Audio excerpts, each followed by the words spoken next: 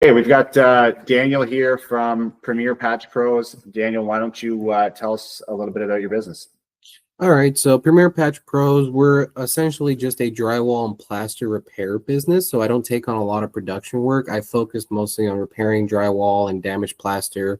Located out here in Southeast Michigan, I take on a lot of wide range jobs from commercial repairs down to residential and old Art Deco homes in Detroit with all the crazy curves and cove ceilings and arches and thick plaster, lath board plaster, lath strip plaster, and all your drywall, of course.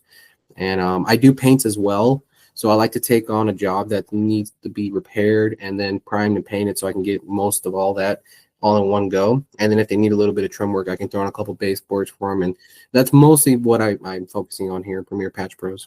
That's a great little a niche you got there, and you provide the full service with the paint and trim and everything, and repairing that old cove plaster and cove molding plaster and things like that. Not a lot of people do that, so you've got a great little niche there.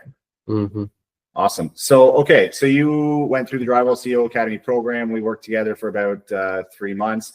You actually started as an employee for somebody else and had the goal of eventually going on your own. That did end up happening, but we'll get into that a little bit later. So when you first came in, we went over some problems that you were going to face in making that transition. So let's go through those problems and the impact that was going to have on you making that switch. So the first problem was getting leads. You had no idea really how to get your own leads. You had done some side work before, but to get consistent leads and have a process for that, you had no idea. So how was that going to impact you making the jump to going on your own, and impact you personally too, just with your confidence in doing that? I mean, it really just impacts what you just said, my confidence, because beforehand, I got a few leads from some friends or some contractors that I knew, still dependent solely on the employer at the time, to make my monthly income to survive, and having this goal in mind of I want to go out and do this on my own. I've been doing this for a long time. I think I can handle it. I just don't know what it takes and how to get there in the right way. Because I did make the jump a year ago, completely failed at everything, was completely unprepared. I had no guidance. I did some research on Google. There's really no step-by-step, especially for drywall specifically, the intricacies of, getting clients for drywall, selling drywall jobs and bidding on drywall repairs, and just knowing the ins and outs business-wise.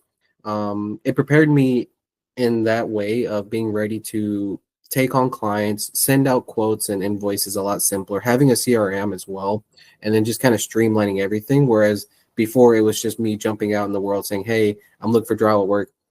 Let me know. Send me an invite or inbox message, just very basic. Yeah. It's hard to get yourself out there and know which roads to go down that are going to produce results, right? Yeah, exactly. Okay, so that was problem number one. The next one was being able to estimate and actually price jobs. How did that impact your thought of going out on your own? Yeah, so that's another one, not knowing how to price jobs properly and fairly and still make a good bit of money. I mean, just going over our lessons with the estimating and pricing and, how, I can price things differently in my area versus another area, and how the job, it reflects, the price as well. It just helped me decide on pricing a little bit better on what's going to be beneficial for the customer and myself. Whereas before, I'm always I got to give them a good deal, otherwise they won't hire me, right? That's every new guy's fault, is you got to give them a good deal. You got to give them a good deal. But at the end of the day, they're paying for a professional service. You're going to provide that professional service. You should be compensated for such, right? So just building up that confidence and knowing that my work is worth what I'm asking for, and then just putting it out there. And if they decline, they decline. That client wasn't for me. Yeah, it sounds like you've really built up that confidence, because it's almost like you're talking to a different person now. Yeah. I didn't have this confidence when we first started. Like you said, you're giving people a great deal, just because you felt that's what you had to do. But I think we worked through that and broke down those barriers. So that's great. The other issue that you felt you were going to have was taking care of the paperwork side of things, the bookkeeping, the invoicing, things like that. How were you invoicing before when you did side jobs? Were they mostly just cash and you didn't have to do an invoice, or what? I mostly just did cash. Back then it was mostly just a couple, cash side jobs. There was nothing major. It was just a little bit to supplement my income. But I actually did hire a different accounting service a year ago when I first started my business, and I was paying way too much money. I didn't know at the time. It was for accounting, bookkeeping, invoicing, all in one. Mhm. And I did use that for a couple jobs here and there last year, but it just turned out to be way too much money. I got in touch with another accounting firm that also does bookkeeping, and I'm only paying like maybe a tenth of what I was paying before for this Wow. exact same service. And they do a lot more, you know, face on, one-on-one conversations. It's more local too, so that was a plus. I was more or less working with a corporate branch, more like through the national branch. So, yeah, no, invoicing and bookkeeping. You should definitely spend time learning on how to balance your books and what is bookkeeping, what is all that about, and quarterly taxes if you're incorporated or not. That's also good to know. Just do a lot of research and taxes in general, just because you don't want to owe the IRS more than you have to, because it Yeah. is your money. Yeah. So yeah, no, that was a good lesson to learn. I mean, a lot of it is personal. You have to go and put in the effort and learn this stuff. No one's just gonna hold your hand and walk you through it. You might be able to find somebody, but it's better if you just put in the effort and do your research. Yeah, yeah. And if you, put the right things into place, like I think you've got a great invoicing process now. We've got you set up really well. Yeah. You're sending your own invoices. You're not relying on somebody else to, and like you can control that process and control the payment follow-ups. And, we've automated all that as well for you. So hopefully that's been super helpful. Oh no, it's great. Like my CRM Jobber, I've used House Call Pro, and it was cool. It was great, but Jobber reached out to me. They had a great offer, great deal. I did a little bit of research on them. I spoke to their sales rep, and for the price, I think so far what I'm getting is plenty, and it offers the invoicing, the scheduling, follow-ups, automatic review follow-ups. I mean, it's pretty spot on with all that kind of stuff. Mm-hmm. Okay, cool. So those were the three problems that you were kind of anticipating you were going to face going on your own. That's kind of what scared you, pulling the trigger and fully going on your own. And like you said, you tried to go on your own before. So I guess you already actually ran into those problems before. And that's why you had those issues, right? And that's why we then created some goals around what you were going to do to move forward. So you've got a few goals here that you that we wrote down at the start. The first one is to be able to price and sell jobs. Like that was one of your problems before. So you made it a goal to be able to conquer that. So how do you think Drywall CEO Academy impacted that and helped you be able to price and sell jobs? I mean, Drywall CEO Academy really helped me, focus and pinpoint on what exactly I'm pricing and charging, and not overwhelm myself with board or square footage. And because I'm a very small patch repair guy, so I got to price things a lot differently from production companies. Of course, I'm not running thousands of feet of tape or hundreds of boards. So having different little differences in these patch jobs, it's hard to price them because they're all so different, unique, and especially with plaster, you never know what you're getting into with that kind of stuff. So just knowing what I can charge and still make a profit and not overcharge my clients in an absurd way, definitely helped me a lot with working with you and Drywall CEO Academy, and having all the the videos you have recorded. That's a lot of work on your end that you're doing for us, and it's great to have that reference. I can always go back. I might honestly refresh myself during this winter time if I get some slow time, and then just kind of run through the courses, because it's good to just keep reminding yourself all these small things. Yeah, 100%. So like you're confident in your pricing now, and putting an estimate together, and we really simplified that whole process, right? Yeah. And automated a lot of that for you as well with built-in pricing sheets and things like that. Yeah. Oh, it's great. And then like the CRM itself, the platform, I can list out all the products, all the services I offer. All my products already have markups on the pricing. My services, I can easily just change a couple numbers here and there, but they're click and place. It's nothing to it. I don't have to go out and think about everything every single time and type it all out and then think, oh, maybe I forgot something. Whereas I'm just pulling down my drop down menu. Okay, I'm doing this service, that service, and this one. This is how much it's going to cost. It's going to take me 4 or 5 days. 0.45, whatever, or 4.5, and that's what I'm gonna charge them. And it's really quick and simple now to throw up a quick invoice. I shouldn't be making invoice for more than like a couple minutes. Wow, that's amazing. So not having confidence in how to price and sell jobs, and now you can quote a job in a couple minutes. That must feel great. Oh, I mean, it shouldn't be that hard, honestly. Yeah.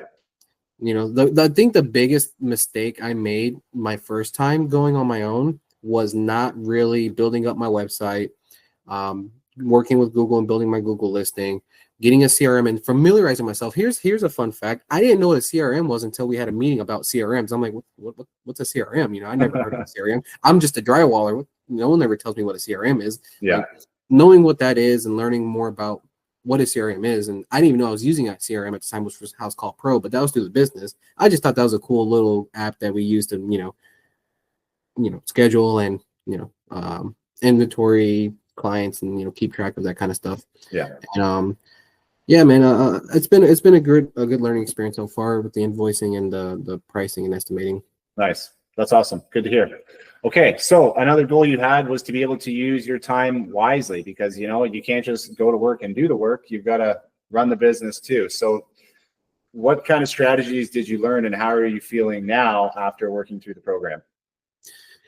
So the biggest thing I learned through Drywall CEO Academy was that I was not working as much as I should have on my business when I needed to, whereas I was spending more of my time working 10 12-hour days doing all the drywall work, when I should be also spending a little bit more of that extra time I have working up my business. Like, for example, my website, I spent a solid 2 weeks almost just working on that every day. And thankfully I had a friend who was a little bit more computer literate than I am, so that was helpful. But building up a good website and making sure that it's cohesive, it's easy to navigate, and everything's well laid out, you got plenty of pictures, and just managing time to also keep in touch with your bookkeepers if you have them, your accountants, following up with them, keeping a good communication with them, making sure your CRM is up to date, you got all your products up to date, because prices change. You can't keep charging for less than when it's worth more now, that kind of stuff. Just keeping just make sure you have time to go through your whole business from top to bottom whenever you can, when you have the time, and make time for it too, not just when you have time. Because that's another thing I kept faulting on, is that, I'll get to when I have time, and then you never have time, and then next thing you know, your business is falling apart. You got to make the time. It's almost like you got to schedule a day or two of like drywall work, but instead it's business work. So is that what you do now? You schedule some time in to work on your business? And yeah, if I don't, then I'll just get in the zone of just, I gotta go tape, I gotta go mud, I gotta go patch, and then I'm neglecting the business aspect of it. Like, now I'm not keeping in touch with my bookkeepers or stuff like that. Yeah, it's so important to make sure you're taking care of all that stuff, because once it starts to fall behind, and like you said, start to fall behind with tax payments and everything else, that's a slippery slope, right? You don't want to go down that route. Awesome. For sure. So the third goal that you had when we first started working together, you were actually working for somebody else, like with day pay or hourly pay, in one of their trucks, and just doing work for them. And you wanted to go fully on your own. We started working together, I think, in July, and then you wanted to go on your own by fall. That was kind of the goal that you came up with. Yeah. And tell us a bit about that. Did that end up happening? So yeah, back in July, I felt kind of defeated. I was scrolling through Instagram. I always in the back of my mind thinking I could try going back out there on my own again, because originally, when I left a year ago, I came right back after a few months because it just didn't work out. I wasn't making enough money. I needed a ride, so thankfully I was able to get back the company, get the company van. But still, I still had that goal in mind, was to because I already had the business already set up. I just wasn't really operating it. I was just using it as a pass-through for the company I was working for, so they're just paying my business, and that was my only source of income at the time for the business.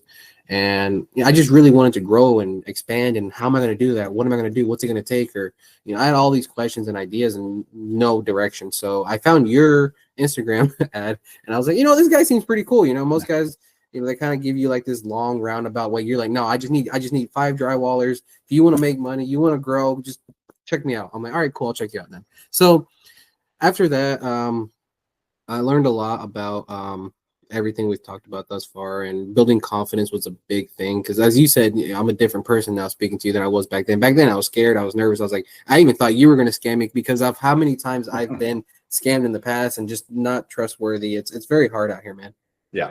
Yeah, buying stuff on the internet can be worrisome for sure. And I know myself that I'm an honest guy, and I never scam anybody, but it's really hard to portray yourself in that way on the internet. It's hard to get yourself out there, and it's all new to me being on the internet too. But honestly, I just want to help people and help people like you, start your business, grow your business, and get to where you want to go. So you're fully on your own now, right? Yes, sir. Yeah. And you went fully on your own, and then you also bought a work van as well. So yeah, that was more out of necessity, but it was a good thing. A lot of what I've been through has so far been through necessity, but with a good direction. I didn't just go out of my way and go buy the most expensive, lavish van in the world. I bought something secondhand, fairly reliable, and I'm a past mechanic as well. So I did thoroughly, check it, everything, test drive it, run everything. I maintain my own vehicles too, so that's a plus. Yeah. But yeah, no, I had to go out and get a work van, which is running great and fine. It gives me a lot of looks too, which is nice. It's good to be, respected amongst, the field members, and just having that transportation in that van really helps out a lot, especially in my field, because I carry at least a couple different sheets of 5/8 or, a sheet of 1/2 inch or 3/8, because I do a lot of, wide range of repairs. So I always keep at least one or half a sheet of each just to be prepared for a small repair. Yeah. It's nice to have that set up. So you're ready to roll at all times, man. Like somebody calls you, they need a repair, you can literally just drive there, everything's in your van, ready to rock.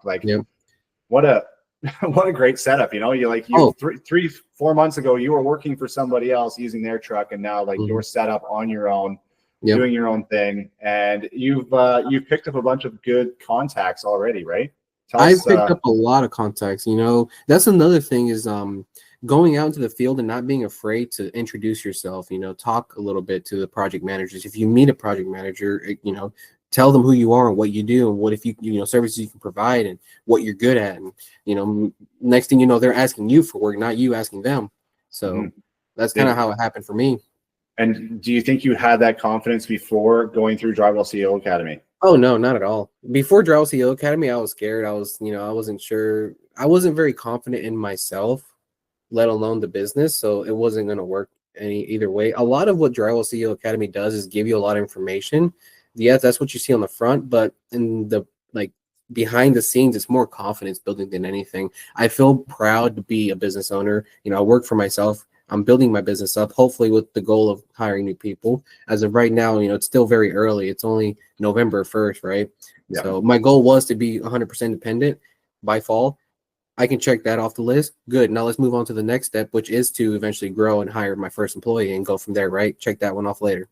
Yeah. I mean, you're definitely going to get there, man. Making that goal to be on your own in 3 months and going through this program and making it happen is that's incredible. It's a big accomplishment. So congrats to you. And now you've got the van. Have you got your logo on the van yet? No, I haven't got anything on the van yet. Mostly just because, like I said, I'm still not getting a lot of homeowner work. It's mostly just residential or the insurance stuff right now, which is fine. I'm probably gonna get to that maybe next year. Yeah. Just because I do need to make up a lot on income, mostly because I have picked up a lot of expenses. That's another thing when you have a business is, you're picking up a lot more monthly expenses with all this invoicing, the CRM, the bookkeeping, the accounting, payroll, and there's a fee for that every month. So there are a lot of small things like that I want to get in the future, decking out my van, logos, trays, rack, whatever you can think of. But first things first, get to the job site, make the money, and grow.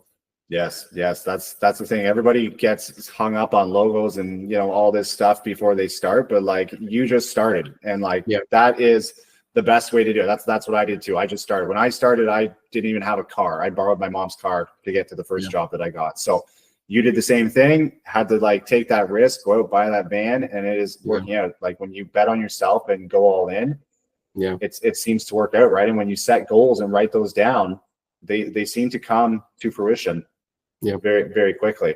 So that's awesome. So what would you say to anybody else who's looking to join Drywall CEO Academy? Maybe he's on the fence about it. What would you tell them? I mean, if you can spare the money, I mean, it's obviously worth it. Not just for the lessons, but for the the confidence, and it does build up your courage as well to take on more risk. Because taking on Drywall CEO Academy, in my eyes, back at that time, was a risk. It was a calculated risk. I'm going to spend money for this, this academy lesson, but it's got to bring me something, right? I'm going to make that money back if this all works out, and if I put the effort in. If I go in thinking it's not going to work, then it's not going to work. Exactly. So you kind of have to make that switch in your mind saying, I'm going to spend the money. I'm going to learn. I'm going to take as much as I can from this guy, you know, and then not just from you, but from, you know, everyone else in the community, because this is a community of drywall business owners. It's not like, you know, random guys running, you know, restaurant businesses. This is the industry we're in with other industry members. So I figured worst case scenario, I don't know, maybe I make a few contacts and that's it. But, you know, it was a lot better than that, honestly. You know, you kind of think a lot about the worst, at least in my experience. You think about the worst, not the best. And I think this time I took a gamble and said, let's try to see if we can make this the best. Yeah. Example. Yeah. So you say it was worth it, the initial investment? It was definitely worth it. It was hard. Don't get me wrong. You know, at the time I was still struggling and, you know, having these goals in mind and thinking I was like, all right, I need to keep this money, right, to grow. But at the time, having that money wouldn't have done anything for me without the knowledge and, you know, experience from yourself and others, and, you know, the courage and the you know, the confidence to actually do everything and put in the effort, you know, and holding ourselves accountable too. That's another thing. When I'm on my own, you know, you get lost in your mind and you don't really hold yourself accountable anymore. And you kind of need someone to say, hey, every week, what have you done? Have you got that done yet? Where we at? You know, like, come on. Somebody checking in and pushing you, and hey, like, where are we at with the website? And have you talked to the bookkeeper and like, all those things, right? And that push is good. I need that push too myself. That's why I have coaches myself, right? So it's good to have somebody pushing you for sure. So awesome, man. Like, super grateful that you joined. I think we did a lot together. It was great working with you. Super proud of everything you did. Like, to go from employee to business owner and be successful that fast was awesome. Glad to be a part of that. And I can see you're going to have a lot of success moving forward. I know you've hooked up with a lot of really good contacts already with the insurance restoration companies and things like that, who are going to feed you constant work, which is, you know, really good. And to be completely transparent for anybody you're going to show this to, I'm not like living large yet at all by any means. At the very least, I think the goal I had by fall wasn't just to be fully independent, but to be fully independent and sustain myself at the rate I was before or slightly better, which is where I'm at now. Which is good. Which is good. That's a win, right? So now that means the only direction I can go is up from here, which is way higher than what I've ever been working stuck for a company. Wow. Right. So you didn't have to really go backwards when you went on your own. Like, you just like dove into it, used everything you learned, and now you're making more than you were before. So yeah, the only way is up. And I like, you know, you started kind of at the end of the year. Once you look at 2025 and what happens in that year, like, you've got a whole year to play with, you know, and you've already got a little bit of experience going into that. I think 2025 is like going to be crazy for you, because a lot of the things that you've done now, you've just planted a lot of seeds, right? And you talk to different project managers, and you're hooking up with some insurance companies and talking to people, like you said, having the courage to go to jobs and talk to people like that and drum up more work. So 2025 is going to explode for you. I can feel it.